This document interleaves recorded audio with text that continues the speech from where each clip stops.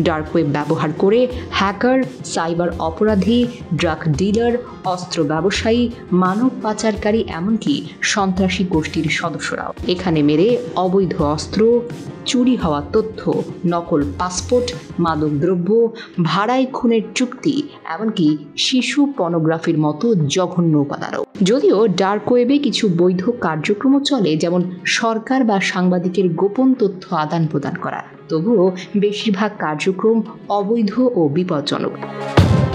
Dark web ব্যবহার করতে হলে টর ব্রাউজারটি ইনস্টল করতে হবে। এই ব্রাউজারে ওয়েবসাইটের ডোমেইন হয় .onion, যা গুগল বা ক্রোমে কাজ করে না। ব্যবহারকারীদের আইপি অ্যাড্রেস গোপন থাকে, ফলে কে কোথা থেকে ব্যবহার করছে তা শনাক্ত করা কঠিন হয়। এটি মূলত গোপনীয়তা নিশ্চিত করে, কিন্তু সেই সুযোগের অপব্যবহারও হয় ব্যাপকভাবে।